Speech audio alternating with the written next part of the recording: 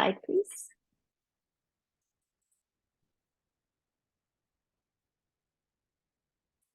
So we wanted to start off by acknowledging that those of us who are living in Orange County and I think most of LA County as well is occupying the traditional lands of the Tongva and Akshumen people.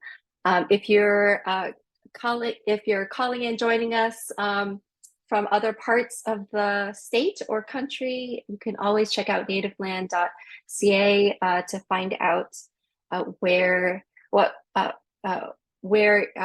lands you are occupying currently. So just a quick note, Building Bridges is co-presented by the Center for Asian Americans in Action. We are a policy and advocacy organization based here in Orange County, and we're so proud to be partnering with Educate to Empower, which Virginia will talk about in a moment. We also just want to acknowledge that we couldn't do this without the support of the Sao Family Foundation and the Sun Family Foundation.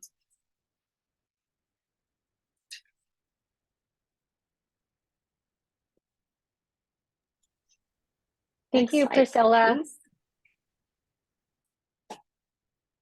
Thanks, Virginia. Passing it on to you.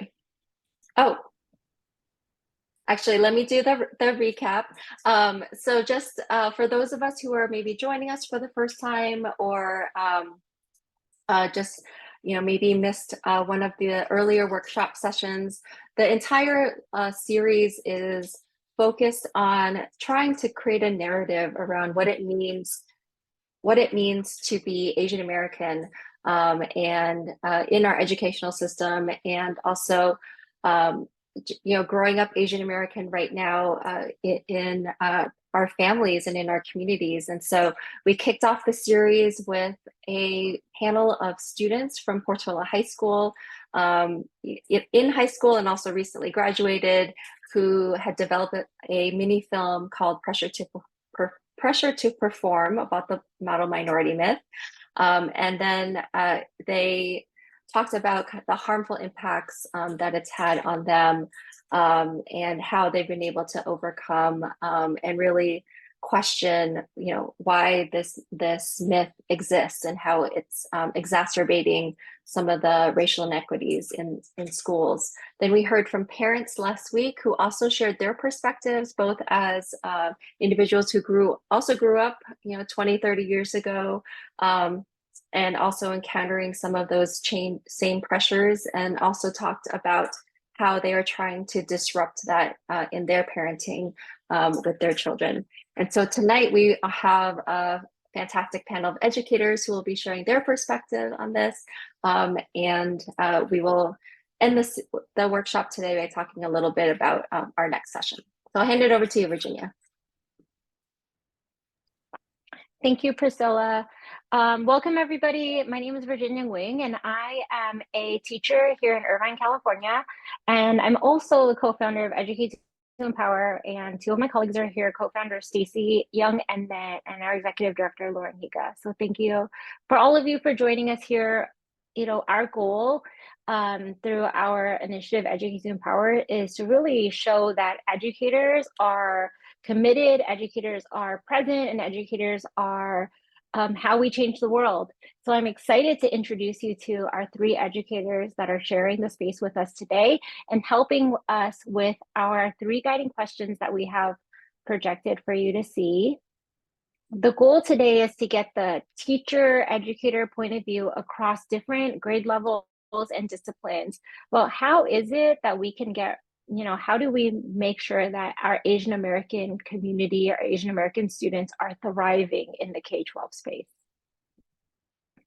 So really great news, if you don't already know, we have a new law on ethnic studies that's going to be coming through. And we have Debbie Chong, Erica Aguirre, and Dr. Al Rabanera, who will be sharing their perspectives and experiences as educators in the Orange County area.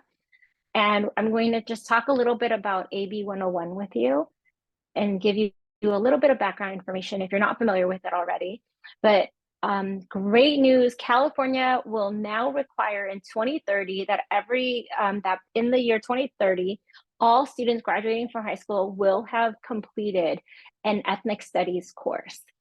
And we're going to start to offer those courses in high school in 2025, 2026. I know for myself here in Irvine, we are already talking about it. There's ethnic studies committees that have been forming. Teachers have been spending time in professional development so that they themselves can be more versed and ready to teach ethnic studies. And all around California, there have been teachers that have been teaching ethnic studies already. So we don't have to wait to 2025 to teach it. It's already happening all around with committed educators who are going to be really guiding those of us who haven't had the chance to teach it ourselves. I'm excited to talk about it because as an Asian American, I'm wondering what that will look like for my own histories, my own stories, my own joys, celebrations. How will that look in the ethnic studies lens?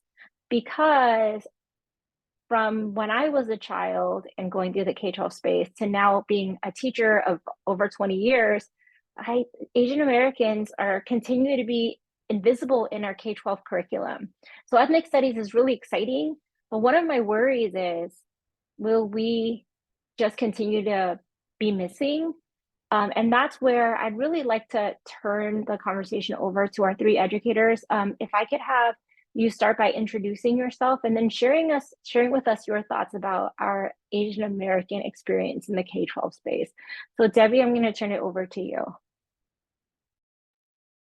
Hi, I'm Debbie Chong. I'm an early childhood special educator in Ocean View School District, which is in West Orange County.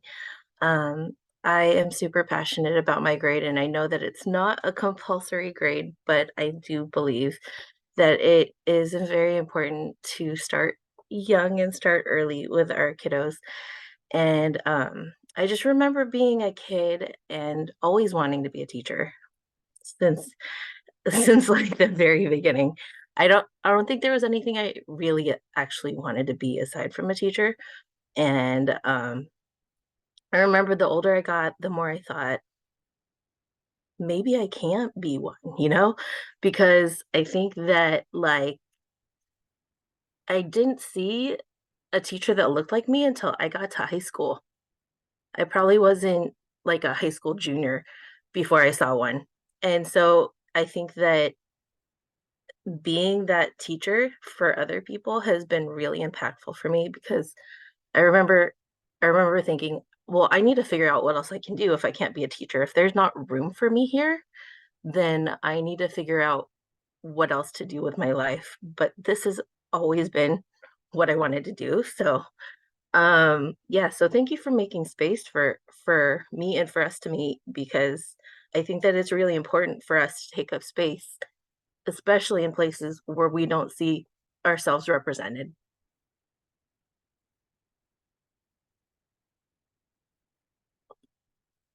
I think that that with AB 101 coming about, I see a lot of positive change. I think I'm just very hopeful because I believe that us having that representation, not only like in people like Erica, Al, or me, like having actual history represent us is going to be so impactful for our students.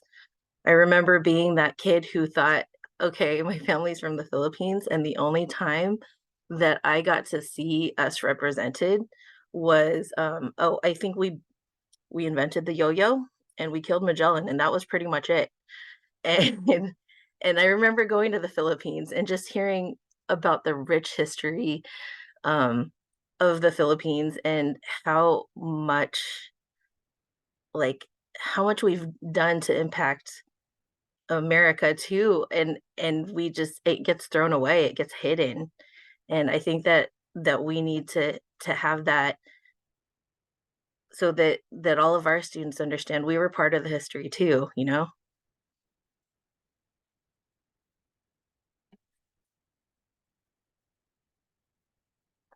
All right. Should I throw it to Erica? Thank you, Debbie. I'm Erica, and I teach history at Gar High School, which is an ABC Unified. I grew up in the district that I teach in. So, and when I was growing up, it was heavily populated with Asian Americans. And it's still pretty heavily populated with Asian Americans on in certain parts of the school district. And with Virginia mentioning the fact that we're often considered the invisible race, it really hits home because I look at the district now, and um, we are we are considered high achieving. And even if you look at our test scores on the California dashboard, which is available to everybody to see online, you can see that in the subgroups, Asians and Filipinos score quite high in English and math, and not just in our district, but in surrounding districts as well, like in Santa Ana Unified, Irvine Unified, Anaheim Union. Asians score high or very high in both English and math, but yet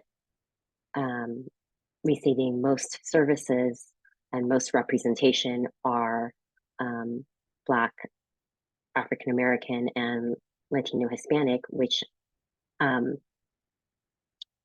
quite deserving of those services. However,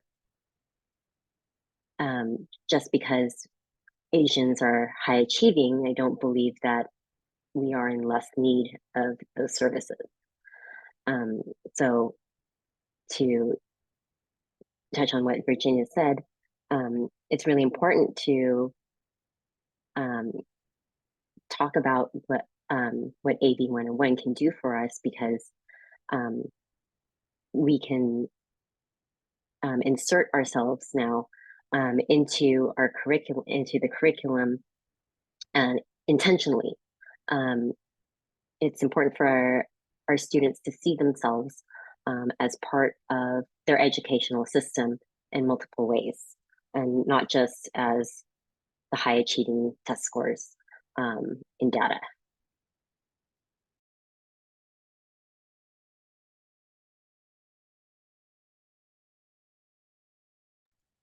And I'll throw it over to Al.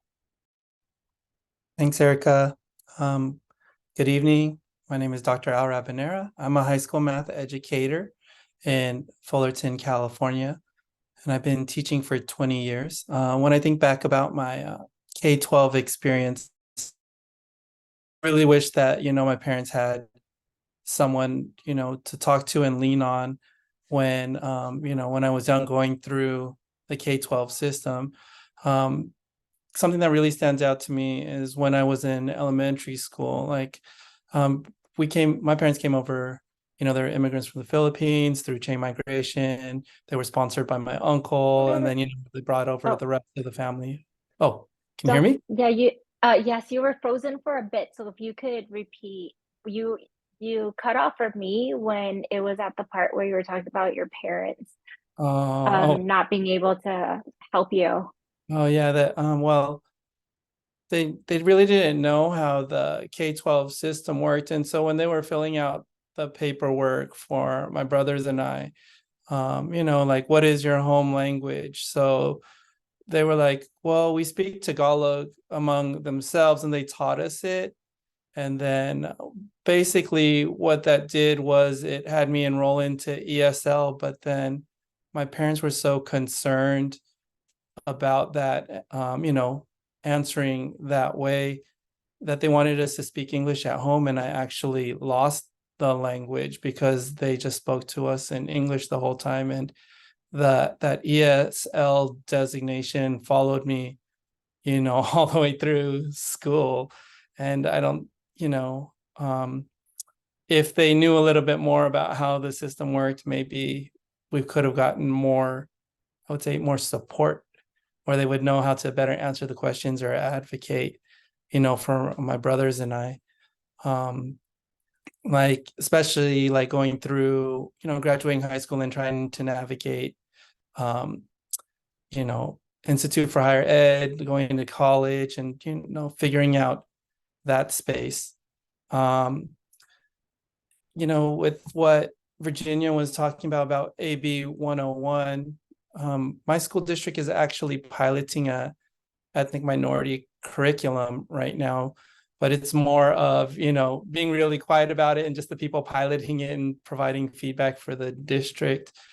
So there's not much that we can find out about it unless we ask questions directly to the district. But I think that, being inclusive of Asian American history, because I even asked the social science teacher, okay, when are you teaching it? And then the response was like, you have to direct all your questions to the district about it, And I was like, well, are you? And then the answer was, oh, we're going to teach it in the fourth quarter. And I was like, well, what are you teaching about? Then it was like, you have to direct your questions to the district. But what I'm hopeful for is, because we're educating our students about Asian American history, that we can take the steps to dispelling and dismantling the model minority myth, to erase, because what the model minority myth does is, erase it. Just a couple of bullets about it, like, erasing the difference among individuals, ignoring the diversity of Asian American cultures, and then operating along the myth of, Asian Americans as perpetual foreigners, just to name a few things. But I'm real hopeful for it, AB 101, and real hopeful to see how it gets rolled out, and also like the different types of advocacy that parents and students can do to push the legislation and this education about Asian American history into the K-12 space. So So thank you so much for sharing that. I think we all have very similar hopes, right? That the Asian Americans will be represented in it, and that it will. One of the things that I'm sad about when I think about K-12 is the question of where do we as Asian Americans belong? And I've seen that play out with my students as well. Their excitement when the curriculum includes stories of people who share their identity. Can you share with us ways in which teachers currently have been, really uplifting our Asian American communities, and then ways in which you hope to see that continue, or what more we could be doing, or our teachers and our educators could be doing, and what parents can do to reinforce that, whether it is to ask for it or to, highlight a teacher that's already doing it.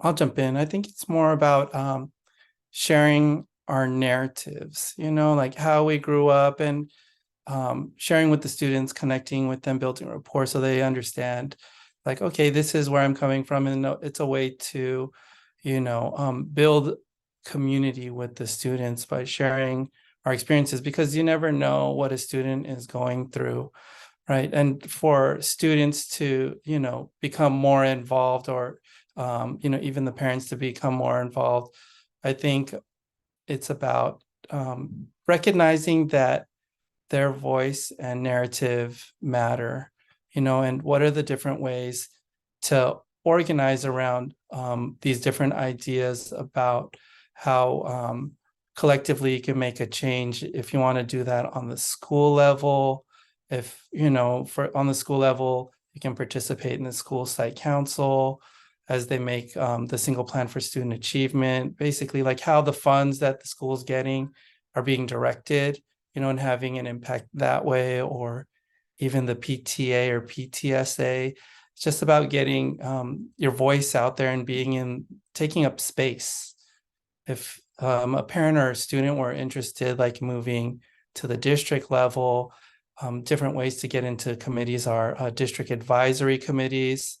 So like, as the funding from the state and federal government come in, it's just weighing on how the district should be allocating the funds and even taking up space by speaking, during school board meetings, because the public is given up to 3 minutes if they submit what's called a blue card during a school board meeting. I agree with Al. It's definitely about taking up space. There are so many there are a lot of parent committees at the district level, even at the school site level, that parents may not be aware of. But if you ask around, or even at school site council meetings, you can ask there to ask for representation. But specifically at the district level, there are advisory meetings for Black, African American, Latino, Hispanic. But again, going back to the invisible race, oftentimes we don't see an Asian American parent group, and that's because again, we don't speak up. We don't share that we want an Asian American parent group or an Asian American student group to advocate. So take up space and advocate for yourselves. I agree with Al and Erica about taking up space, because I think a lot of times we have been conditioned to just keep our heads down, be quiet. Part of that model minority myth, right? And I think that a lot of it is that hesitation of like, maybe I'm not good enough, maybe I don't know enough. But trust me, schools, there's a lot involved in schools. And if you just get your feet wet, if you get in there, you will learn so much. And I remember saying one time before that, especially for preschool, for my grade, a lot of times we get left out of the conversation. It's very much K through 8, K-12. We're the little guys and we get forgotten. And I remember telling my grade level, you know what? Why they always forget us? Because whenever we get the opportunity to be included, we say no because we're tired and we're busy and we're not sure that we're the right person to do the job. And I just want to encourage all of you, if you ever get asked to do anything, just say yes.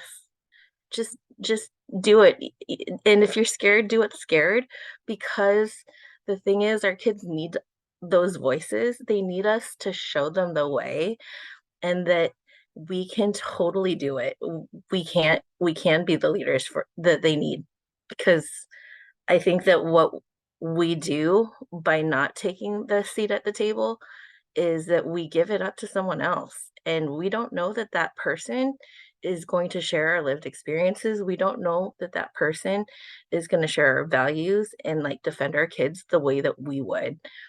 So absolutely take up space. Debbie, thank you so much for sharing that. And Dr. Rabanera and Erica, like, you guys are so right, because during our first session, the students talked about the model minority myth and the ways in which it still it hurts them, right? Then during the parent group, we talked about how it used to hurt us, it still hurts us, and it's hurting our kids now.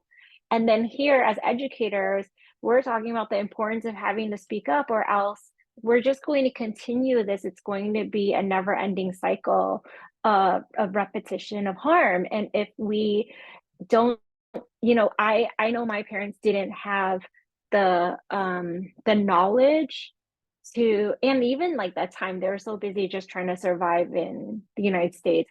They didn't have those tools there for them to speak up. So I speak up now because have more access, more opportunity, you know, I have less to risk if I do. And so you're right, like we have to take up space.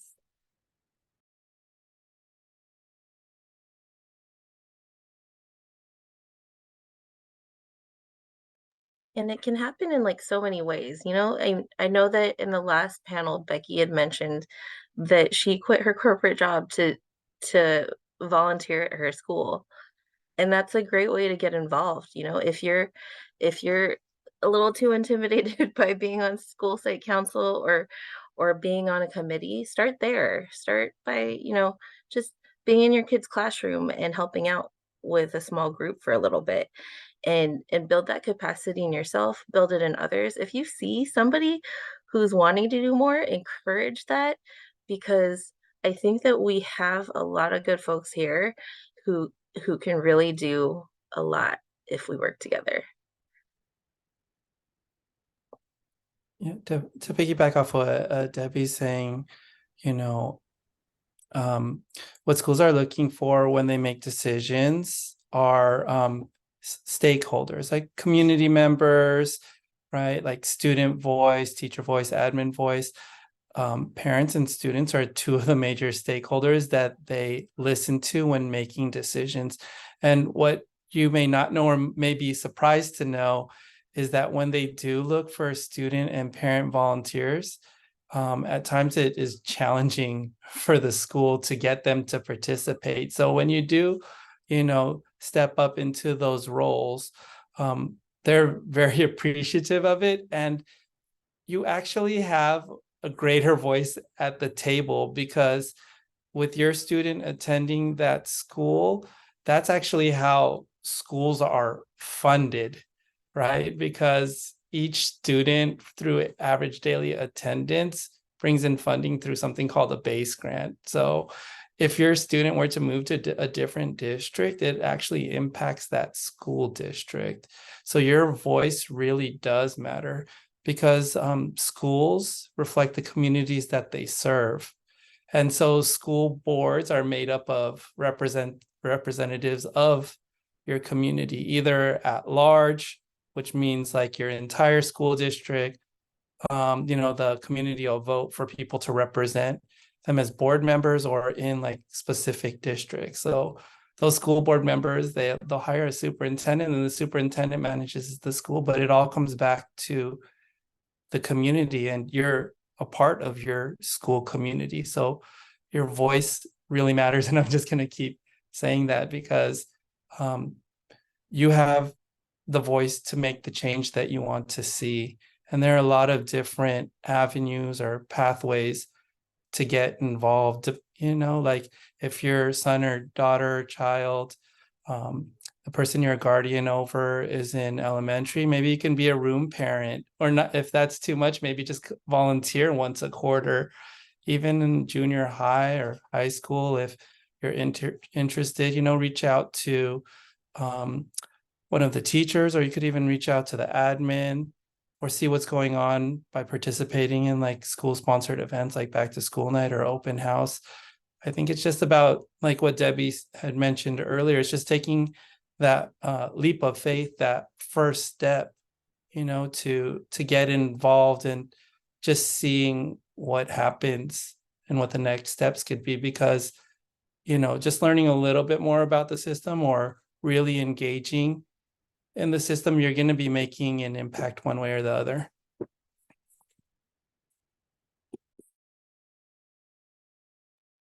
I think it's important for Asian American parents to engage with the school system because then they've again inserted themselves into the narrative, right? Then you become part of the system and part of the story. And so then you're part of the curriculum now. Being a stakeholder, you can also what I wanted to say was like textbooks. Like you talk about being stakeholders, and it's always like Al said, it's always hard to find stakeholders, parents, and students to volunteer to get input on textbook adoptions or curriculum adoptions. Even though it's like an open door at the district office and you can come and look at the curriculum before it's adopted, it's really hard to get the input. So when that comes around, please go, because your input is really valuable to that curriculum. And so when the curriculum comes around for Asian American studies or ethnic studies, please come around and look at the curriculum for those classes, those courses, because your input is valuable. Thank you so much. I am learning a lot, like as a fellow educator, but also as a parent, all the ways in which I could get involved. Erica dropping so much great knowledge. How amazing, all the different ways and all the different levels in which we can get engaged and activated in. And then Debbie, the fact that you even have energy to be here tonight, it deserves applause already. So my other question for you would be, how do you, let's say you just want to talk to a teacher who is, what are different ways you can like partner, right? Not just come in there and help direct funds, but what does it look like when you're, because I know as a teacher myself, and I know as, you know, being surrounded by these amazing educator colleagues, that our heart is there and we want to do better, but it's it's knowledge, it's lack of knowledge, right? So how do we how can we guide our parent community and what it looks like to partner with a school or partner with their teacher or partner with a principal, or, you know, build those bridges, the theme, building bridges, right? Build those bridges with your school community so that you can do this together.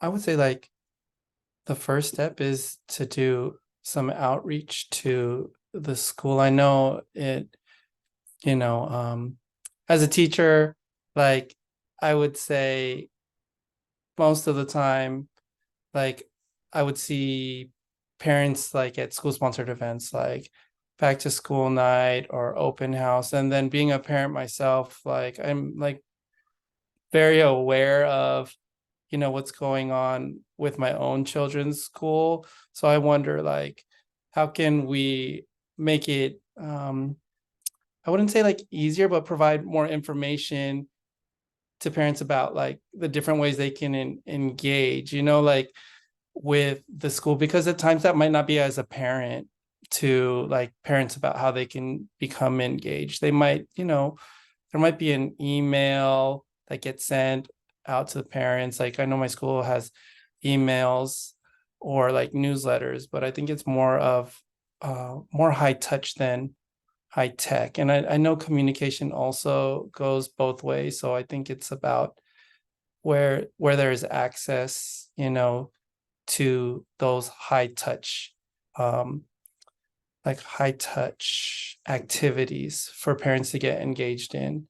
So like what I mean is, you know, what other ways are there for parents to get involved besides like, you know, oh, I'm inviting you to back to school night or open house. Can there be something where they can volunteer or show support for the school, you know, because my kids are very young, so then there's opportunities for parents to volunteer.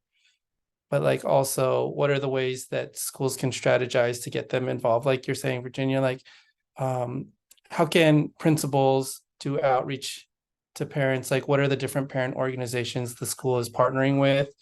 And then how are the schools being mindful of, you know, parents and their like working situations? I know that at my school there's parent organization that does outreach for students, but I know that there can be more. I think it's more about just taking the first steps though to engage with the school. And Al, I really love how you talked about what we can do as individuals, but also it is the school's responsibility to provide the avenues for engagement, right? That I think does fall on us as educators. It falls on our school leaders. It falls on the district level to provide many different opportunities for families and parents of different backgrounds with different needs to have different ways in which they can be involved and be partners and get their stakeholder voice in there. Thank you for sharing that. Erica, what are your thoughts? I agree with Al. I think it's really hard because like teaching high school, so I spent most of my time teaching middle school where there was a lot of I guess parent involvement, like especially teaching seventh grade, which is the entry point for middle school in my district. And I saw a lot of parents at back to school night. I saw a lot of parents at open house. And when I started teaching high school, attendance for those two events just dropped dramatically. Like it was like I could count the number of people on my hand, one hand that attended those two events. So you know, start there. Start with back to school night. Start with open house, and then expand your repertoire because that's where that's kind of your entry point, and then from there, maybe you want to find those parent groups, volunteer in PTA, PSA, once in a while, whatever time you can provide as a parent, and even starting a parent group. I know that band is always the band parents are always like right there, right? Like the band parents are like gung ho and they have their parent group and they're really tight knit. But maybe there's a different type of parent group that wants to form, and maybe you could form that.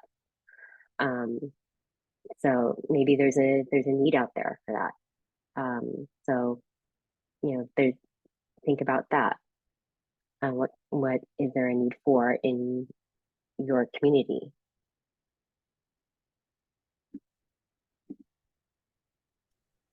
Thank you, Erica. That was so good. And what is simple entry point is attend back to school night. The visibility is so powerful, right? Just being in the room and meeting your child's teachers is so powerful. Debbie, would you like to add your thoughts to the question of how do we engage as partners?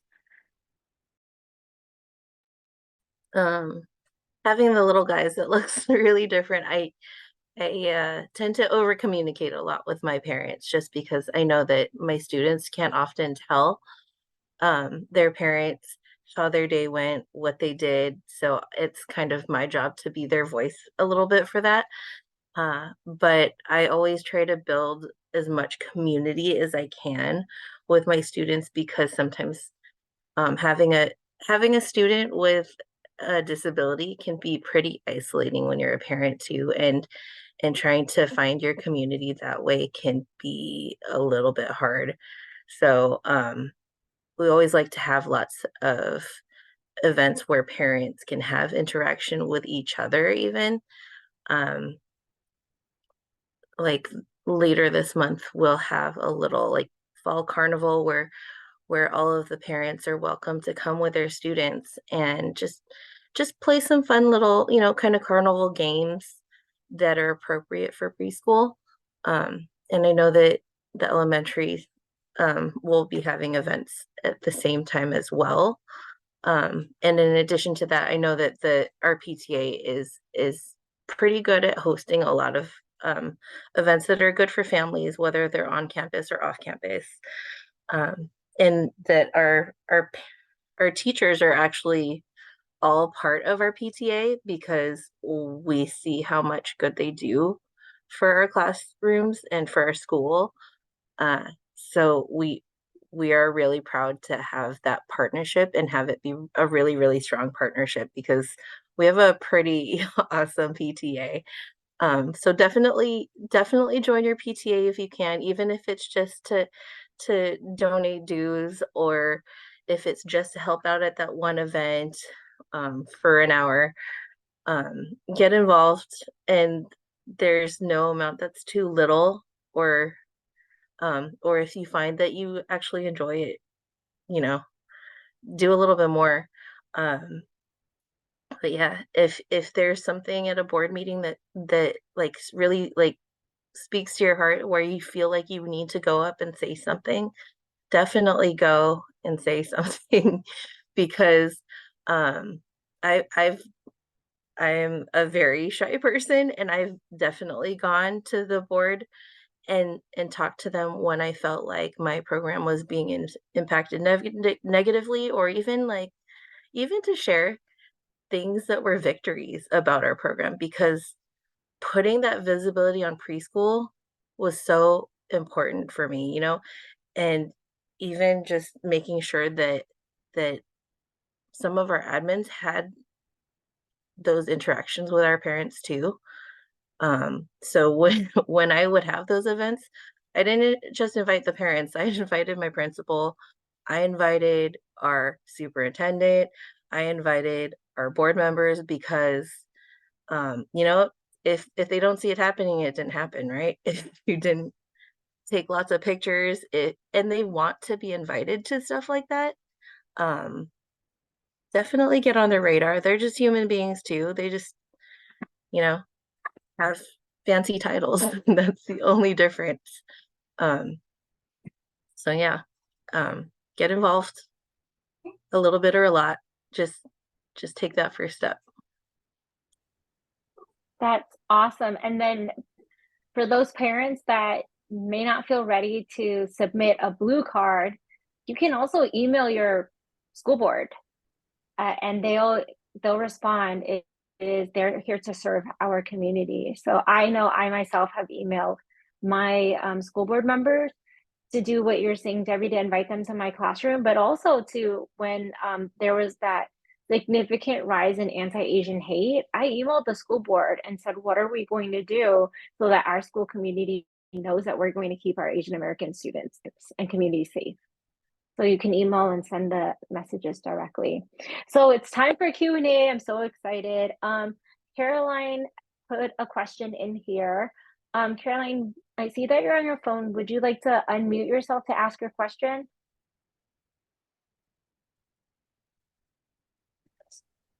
Sure.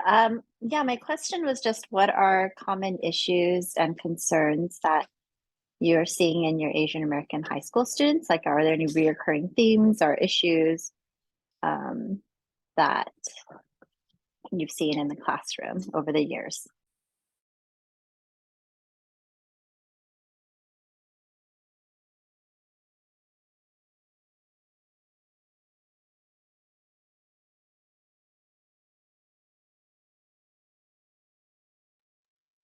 I think, oh, go ahead, Al. Oh, you can go ahead.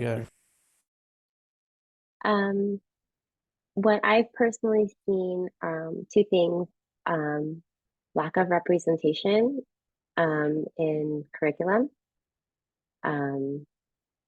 because I teach history, so it's very, the way the standards are, the way they're outlined, it's very disconnected. Like Asian Americans are very, it's like an afterthought in our curriculum, and they're like a sidebar um, in our curriculum. And so they don't feel like they belong. Um, and they feel a pressure to perform. to do well. I taught a group of seniors for the first time last school year in an AVID course, and they had to apply for colleges in the fall. And my students who were Asian American, a lot of them wanted to apply to UCs and Cal States, and that's all they wanted to do.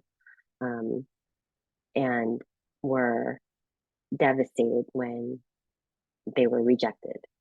So it was the pressure to perform, the pressure to achieve high, and not feeling like they belong.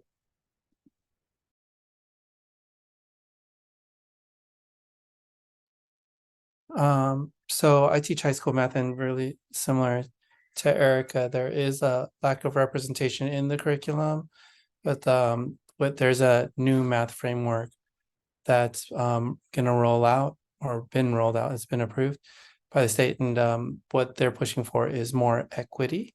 So with this rollout, what I'm hopeful for is that there will be more representation, especially how the curriculum is taught based off of, you know, how the materials are going to be given to the teachers, and teachers are going to teach it to the students. And then also similarly to what Eric was saying is the pressure that the students are facing. And I see it happen mostly like in back to school night and open house, when the parents that do attend, like, ask about how their student is performing.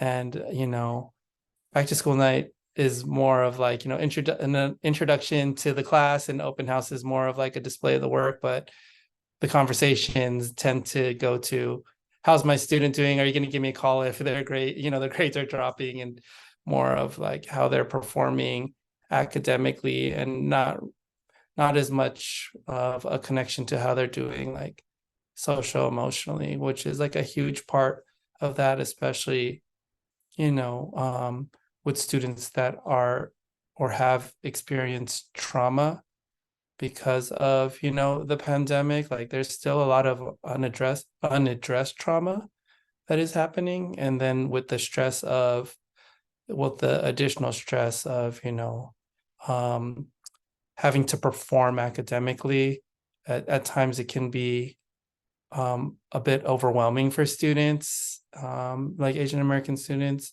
that I've seen, and they don't have the words to name what is happening to them.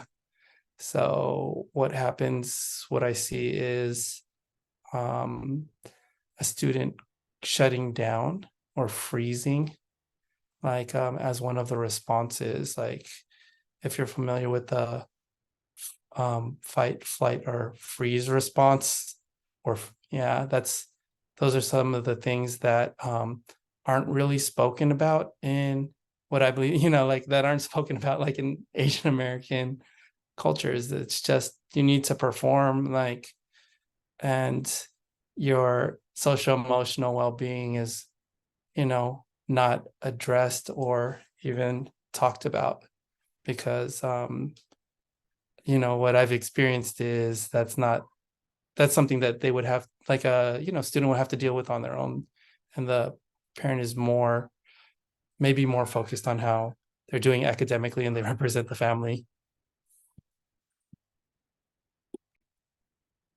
Yeah, thank you for that question, and thank you for your answers. We are getting close to the end of this amazing conversation, and I feel so privileged to be in the space of as an educator with the three of you.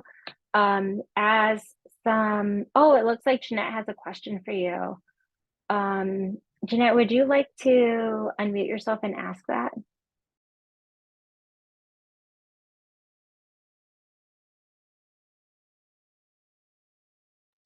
Don't worry, I'll ask for you. So Jeanette's question is, as educators, have you experienced the impacts of the model minority myth on a professional level?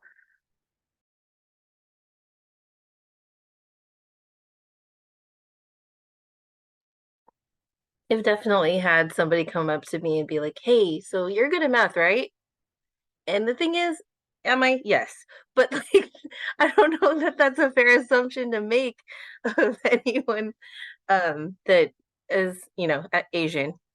Like, because I know that my brother was not good at math, and he would have not done well with that question. But as an educator in a space that formerly was very, very, very white, I was the only person on campus that was a person of color. And I remember showing up and having one of my like coworkers say, "Hey, um, do you know why there are so many kids with autism that are Asian?" And and I was like, "Oh, uh, did you really want me to answer that? I don't know that I speak for all Asians." And it was just it took me a minute to be like, "Okay, well, here's the deal. We're right next to Little Saigon. There's a huge Asian population right here. That could be part of the reason why our perspective might be skewed a little bit." But yeah, yeah, there's definitely times when it's like, okay, we got to speak for all of us, or we have to be like perfect all the time. And I remember just like always, especially as a new educator, wanting to be that person who had to like do everything and be everything and be perfect all the time. So yeah, I've definitely felt it in my professional life. Um, and I will admit very loudly sometimes when I do something wrong or when I make a mistake so that people don't think that we are perfect and we don't have to be. We are human and we don't know everything about all Asians, and that's fine. But yeah, that's how I've seen it in my experiences recently. Thank you, Debbie, for sharing that. I'm so sorry that happened to you and how frustrating. But you're right, we aren't perfect. And the myth really hurts in a lot of ways. And it continues to hurt even as adults. And then it hurts again as those of us that are parents watching our children go through it, right? And knowing that the younger generation has to experience some of that pains too. But knowing that I'm working alongside educators like yourselves and those of you that are in our audience today who have zoomed in out of your busy lives to be a part of this conversation with us, I am so appreciative because this work could not be done without the efforts of all of us together and our commitment to make sure that we're visible, to celebrate each other and to be in community with one another. So I just thank you so much to you three. Yay, you're amazing. Thank you for having us. Thank you so much to our panelists. Before you sign off, we just wanted to share a little bit more about the rest of our series session. So we are culminating our Building Bridges speaking series and learning series this Sunday in person.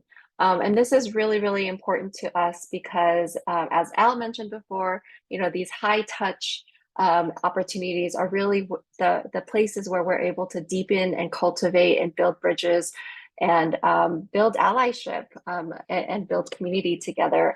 All of the things that we need to be able to feel empowered and emboldened to speak and to work with our educators and to show up at board meetings.